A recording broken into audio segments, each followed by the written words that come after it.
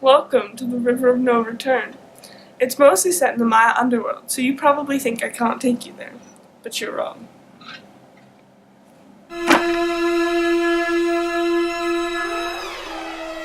the Maya underworld is not hot and fiery like our idea of hell. It's cold and wet and misty. A lot like this. Venice, Italy in winter. See? Cold, wet, and misty, just like the Maya underworld. Venice is a city built on water, hundreds of little islands connected by bridges. It's so easy to get lost. Canals, narrow streets, passageways, tunnels, dead ends. At night, all you can hear is dripping water and echoing footsteps. No wonder so many ghost stories are set here. The girl who was never buried, the squids with eyes of a woman, the plague of the children, the dead man who wanted to get married, and the blind doge who carried his head under his arm. Creepy, huh? But the streets out there are full of ghosts. Because, like Max and the Death Lords in the book, I've come to Venice at carnival time.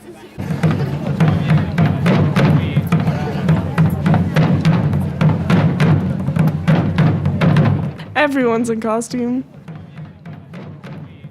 Look, there's a plague doctor mask like the owl guy wears in the book. And here's a photo from the launch of River of No Return at a bookstore in Arizona. The guy dressed as a plague doctor is a family friend called Giovanni, and guess what? He really is from Venice. The plague hit Venice hard in the Middle Ages, and doctors stuffed the beaks of these masks with herbs in an attempt to ward off germs. Their patients were quarantined in the lagoon, and Max meets the Death Lords on an island once reserved for plague victims. It's a real place called Pavea. It's still there, and it's still off limits. So this was as close as I could get.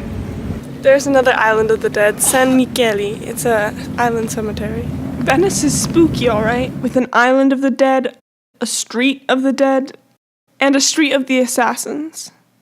That's why I like it. For the Maya Death Lords, it would have an extra attraction. Liminality. It comes from the Latin word for threshold. And like the threshold of a doorway, it means to be in between two states. The Maya liked liminal things, which is why they revered the jaguar. Because it hunts on land, in water, in the trees, by day, and by night. Venice is like the jaguar of cities, although its symbol is a lion. It's a city made of islands and bridges. Its streets are full of water, and often its dry land is too. Yes, the Death Lords would love it here. So back to the River of No Return. Remember the cover? On the cover here, Max is being pulled into the canal by an octopus from the underworld. He's saved by a gondolier named Fabio. When I was little and lived in Europe, I met a gondolier named Fabio. Hi, Fabio. Back in St. Mark's Square.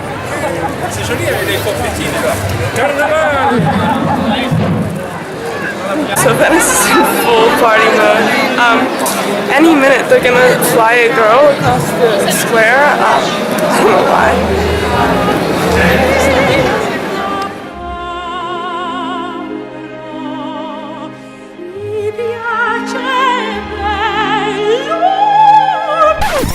Long story short, she landed safely, and I went in search of pizza